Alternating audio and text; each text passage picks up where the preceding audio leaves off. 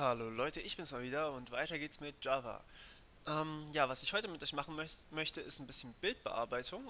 Das hört sich jetzt cool an und das wird auch ziemlich cool, glaube ich, weil wir jetzt ein Eingabebild bearbeiten wollen und zwar wollen wir dieses süße kleine Poro hier bearbeiten. Wer von euch League of Legends kennt, der wird sich sicher freuen. Ähm, Ich bin mir sicher, dass Poro gefällt euch, auch wenn ihr LoL nicht kennt. So, ähm, was wir damit machen möchten, ist erstmal, wir wollen uns Code dazu schreiben, dass wir dieses Bild natürlich lesen. Also schreiben wir uns hier mal eine Methode. Public static void main, nicht main. Public static, ja, machen wir eine void draus. Read image. So. Und ja, dieses äh, ja, read image, read image soll es heißen. Ja, und dieses Image soll einfach mal eingelesen werden. Und dann haben wir das hier quasi zur Verfügung. Deswegen brauchen wir hier noch so ein Public Static Buffered Image. Also Static ist immer alles, weil wir hier einfach nur in dieser einen Klasse arbeiten und wir wollen alles von unserer Main ganz normal machen können. Die Main muss halt Static sein, deswegen nenne ich immer alles Static. Ähm, Public Static Buffered Image. So, was haben wir hier für ein Problem? Ja, vielleicht sollte ich dem ganzen Ding noch einen Namen geben. Nennen wir es Image. So, und jetzt wollen wir das ganze Ding einlesen, indem wir hier einfach sagen, wir wollen quasi unser Bild lesen. Und das tun wir ganz einfach, indem wir sagen, okay, Buffered Image, wir haben es genannt, wobei eigentlich können wir gleich mal sagen img gleich, wir haben ja da oben schon Buffered Image, img gleich, ähm, okay, main.img gleich, weil wir hier Static-Kontext haben. Ja, erstmal gleich null von mir aus, das ist es ja automatisch und dann sagen äh, wir können es eigentlich auch direkt probieren, img gleich image.io. Das ist quasi die Klasse, die das für euch macht. Und dann haben wir hier auch eine Static-Funktion, die nimmt eine File, ein Argument, und deswegen müssen wir eine New File kreieren und rein kommt hier quasi unser Bild. So, und jetzt haben wir hier, seht ihr mal den Ordner von dem Projekt. Das Projekt heißt Bildbearbeitung, da geht man dann rein in den Ordner von, ja, hier von, wie heißt man's? Den Eclipse erstellt hat halt. Und dann haben wir hier ein poro.png. Und das kopieren wir uns einfach und packen das da rein. Wenn ihr es irgendwo anders hin kopiert, dann müsst ihr natürlich den Pfad ändern. Dementsprechend. Also wenn ihr es in einen Unterordner kopiert, dann muss da stehen Slash und dann halt der Unterordner und so weiter und so fort. Also wir probieren es jetzt erstmal hier zu lesen. Logischerweise muss es mit Try and Catch surrounded werden. Ja, ganz klar. Und schon haben wir eigentlich dieses Bild gelesen. Also das geht wirklich sehr, sehr fix und sehr, sehr easy, dieses Bild zu lesen. Und dann haben wir dieses Bild hier eben zugewiesen. So, und jetzt sagen wir hier, okay, wir wollen das bearbeiten. Was wollen wir denn damit machen? Nun, lasst uns zuerst mal vielleicht den Kontrast oder sowas erhöhen. Public Static. Also es werden wahrscheinlich auch wieder mehrere Videos. Ähm, ja, ich fange jetzt hier einfach mal an. Wir wollen jetzt das Bild ein bisschen bearbeiten. Ihr werdet dann sehen, was bei rauskommt. Wir machen hier auch wieder eine Void draus. Und nennen das hier mal bearbeiten. Hier, so. Wir arbeiten ja hier wieder auf dem Image. So, das heißt, wir sagen erstmal, okay, wir wollen, ja, nehmen wir hier mal ein Integer a und wir nehmen Integer b. Und dann werdet ihr sehen, was ich damit meine, oder wir nennen es einfach mal lineare Abbildung. Das hört sich jetzt sehr mathematisch an, ist es eigentlich nicht. Was wir jetzt machen wollen, ist, wir sagen main.image. Und dann wollen wir jedes Pixel setzen, nämlich auf drei Werte, auf einen RGB-Wert. Diese RGB-Werte berechnen wir allerdings neu. Und zwar für jedes Pixel. Ähm, also wir wollen quasi die einzelnen Werte neu abbilden. Okay, dann sagen wir hier, wir bilden diese Werte linear ab, also R, G und B. Und deswegen sagen wir main.image.get. Ups, das ist doch get RGB. Warum sagst du mir das nicht? Oder warum schlagst du es mir nicht vor? Und jetzt wollen wir hier natürlich ein X haben und ein Y. Und so, wenn wir das jetzt so machen, haben wir einfach genau wieder denselben Wert. Und deswegen sagen wir jetzt a mal das, was wir hier kriegen, plus b als Offset sozusagen. Ups, b. So, und das machen wir jetzt hier mit allen drei Werten. Ähm, allerdings kommt bei getRGB natürlich auch nur ein Integer raus, das heißt, wir müssen die hier eigentlich nicht mal drin haben. Ich hoffe, diese Funktion gibt's. Sollte es eigentlich geben. Ja, gibt's. So, und jetzt sagen wir hier, wir iterieren einmal komplett über das Bild drüber, nämlich, nicht i, sondern x. Wir iterieren über die Breite drüber, also x kleiner img.getWidth und wir iterieren, nein, so war das nicht gedacht, aber so kann man es natürlich auch tun. Und wir iterieren einmal über die Höhe drüber. For int y, ups, gleich 0,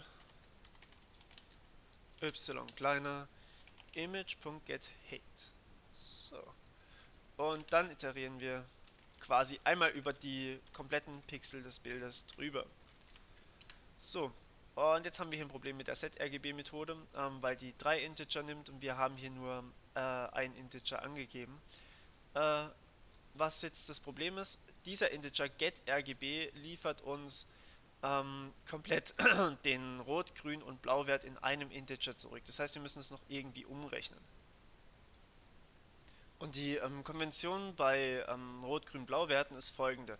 Also man hat ja drei Werte und ein Integer hat, ja, ähm, egal.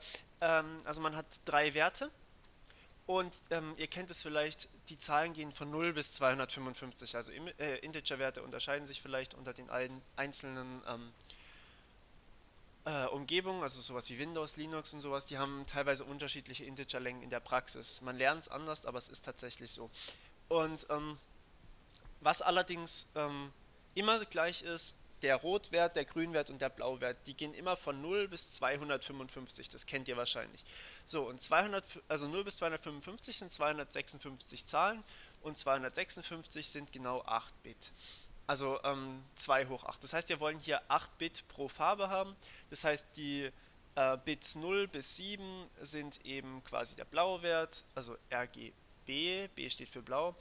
Dann die Bits 8 bis, jetzt muss ich überlegen, 8 bis 15, die geben uns quasi den grünen Wert und die Bits 16 bis 24 geben uns den Rotwert, beziehungsweise alles, was links davon ist, gibt uns einfach den Rotwert. Eigentlich haben wir im Integer natürlich noch mehr Platz, aber wir wollen ja nur das haben. So, und deswegen müssen wir diese Berechnung hier auslagern. Sagen wir erstmal das und int RGB gleich das hier. So, das ist jetzt quasi unser neues RGB. Aber wir wollen jetzt hier erstmal, also wir müssen jetzt hier einzeln setzen, Rot, Grün und Blau. Okay, was wir jetzt tun, ist folgendes. Wir sagen einfach, wir setzen zuerst den Rotwert, dann den Grünwert und dann den Blauwert. Beziehungsweise, ja, doch, so machen wir das. Also müssen wir hier neue Werte, int r, ich lasse das mal so stehen, int rg und int b. So. Und jetzt müssen wir quasi unseren RGB-Wert umrechnen in diese Werte hier. Okay, naja, unser B-Wert, den sollten wir doch als erstes berechnen können. Da können wir doch einfach sagen, okay, wir nehmen uns die Bits, die ganz weit rechts stehen, also die 7 rechtesten Bits. Das heißt, wir wollen den Rest quasi nicht mehr haben. Also sagen wir, okay, wir sagen RGB und wir shiften das Ganze raus. Und zwar um... Achso, nein, halt falsch rum. Achso, und außerdem habe ich euch eigentlich gerade Schwachsinn erzählt. Man kann sehr wohl bei einem Bild hier den RGB-Wert so setzen, wie wir ihn hier haben. Man muss sogar fast mehr oder weniger. Und zwar hat man hier mehrere Möglichkeiten. Die hier oben, ich dachte, das wäre rot, grün und blau, aber ich habe irgendwie meinen Kopf mal wieder woanders gehabt. Bitte verzeiht das. Wir wollen hier natürlich auch noch die Position haben. X, Y und RGB. Ups. So, wir müssen ja natürlich auch noch die Koordinaten angeben. Das habe ich gerade irgendwie verpeilt. So, und jetzt wissen wir eigentlich schon wieder, okay, wir sind ja eigentlich durch. Also wir haben quasi unser Bild linear abgebildet. Was das gleich tun wird, das zeige ich euch. Also nur nicht voreilig sein. Jetzt machen wir hier noch Folgendes. Wir wollen das Bild ja auch wieder schreiben. Und deswegen schreiben wir uns die Funktion WriteImage. Die braucht einfach gar nichts. Und die sagt dann Folgendes. Wir sagen hier File, upsala, Output gleich New File. Wir wollen es ja nicht wieder an der Stelle haben, wo unser Poro schon drauf ist, sondern wir wollen ja das Poro, also wir wollen ja das Poro nicht überschreiben, sondern wir wollen das Poro verändern. So, .png. Okay. Und dann sagen wir einfach image.io.writefile. So.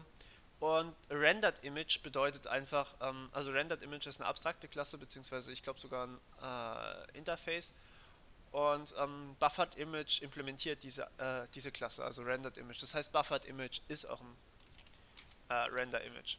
So, und String ist dann einfach der Dateityp, also in unserem Fall wäre das PNG, weil wir hier ja schon PNG eingelesen haben.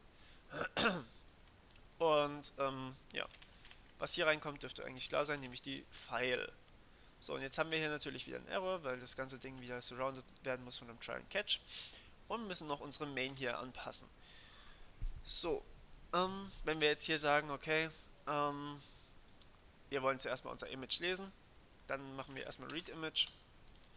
Dann sagen wir, wir wollen das Ganze abbilden, also lineare Abbildung, upsala, über, lass mich überlegen, minus 1 und 0. Und dann wollen wir hier unten noch Bright Image wieder ausgeben. So, und jetzt gucken wir uns das Ganze mal an, indem wir es laufen lassen und dann schauen wir. So, lassen wir es laufen. Und das ist unser geändertes Poro. Also ihr erinnert euch vielleicht noch, wie das Poro ursprünglich aussah, so, und jetzt ist es verändert. Was fällt euch daran auf? Nun ja, das sieht doch aus, als wäre es genau das invertierte Bild. Das heißt, wir haben quasi jede Farbe in diesem Bild invertiert. Und das ist doch schon eine ganz geile Sache eigentlich. Also wir können jetzt Bilder invertieren, direkt über Java. Und das in nicht mal 12,5 Minuten Code. Das ist doch echt eine coole Sache. Also ist tatsächlich nicht so schwer.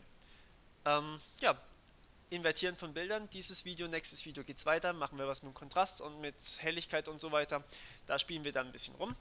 Und ja, ich wünsche euch viel Spaß und wir hören uns beim nächsten Mal. Bis dorthin, Abos wären cool und so weiter und so fort. Likes natürlich auch und Kommentare so oder so, falls ihr noch Ideen habt vor allem. Okay, bis dann. Ciao.